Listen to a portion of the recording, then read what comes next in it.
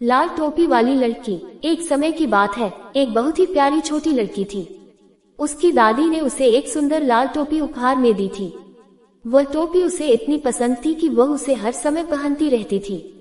इसलिए सब लोग उसे लाल टोपी वाली लड़की कहकर बुलाने लगे। एक दिन उसकी माँ ने उससे कहा कि उसकी दादी बीमार है, इसलिए वह उनके लिए केक और अंगूर का रस लेकर जाए। माँ ने उसे समझाते हुए कहा, सीधे रास्ते से जाना, रास्ते से भटकना मत और किसी अजनबी से बात मत करना। लाल टोपी वाली लड़की ने माँ की बात मान ली और टोकरी लेकर निकल पड़ी। जैसे ही वह जंगल में पहुंची, उसकी मुलाकात एक भेड़िए से हुई। भेड़िए ने उससे पूछा, तुम कहाँ जा रही हो? लड़की ने सरलता से उत्तर दिया, मैं अपनी दादी के घर जा रही हूँ। उसने ये भी बता दिया कि उसकी दादी का घर 3 बड़े पेड़ों के नीचे है, जिसके चारों ओर अखरोट के पेड़ लगे हैं। भेड़िया मन ही मन सोचने लगा कि वह लड़की और उसकी दादी दोनों को खा जाएगा। उसने एक चाल चली और लड़की से कहा, क्यों न तुम अपनी दादी के लिए कुछ सुंदर फूल तोड़ लो, उन्हें बहुत खुशी होगी। लड़की उसके बहकावे में आ गई और रास्ता छोड़कर फूल तोड़ने लगी और जंगल में और गहराई तक चली गई। इसी बीच भेड़िया तेजी से दादी के घर पहुंचा।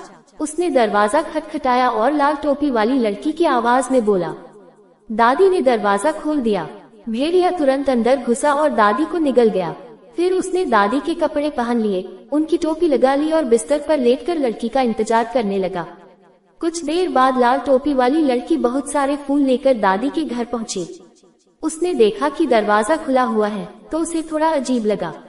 वह अंदर गई और बिस्तर पर लेटी दादी को देखकर बोली, दादी, आपके कान इतने बड़े क्यों हैं? भेड़िया बोला, ताकि मैं तुम्हारी बात अच्छे से सुन सकूं।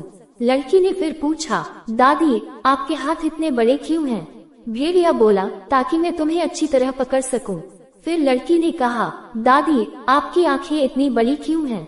भेड़िया बोला, ताकि मैं तुम्हें साफ साफ देख सकूं। अंत में लड़की बोली, दादी, आपके दांत इतने बड़े क्यों हैं? भेड़िया गरज कर बोला, ताकि मैं तुम्हें खा सकूं। ये कहते ही भेड़िया बिस्तर से कूद पड़ा और उसने लड़की को भी निगल लिया। फिर वह पेट भरकर बिस्तर पर लेट गया और जोर जोर से खर्राटे लेने लगा।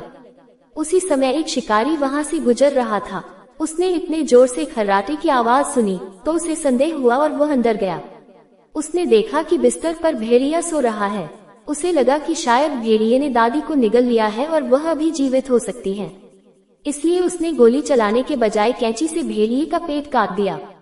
जैसे ही उसने पेट काटा, सबसे पहले लाल टोपी दिखाई दी। फिर लड़की और उसकी दादी दोनों बाहर निकल आए।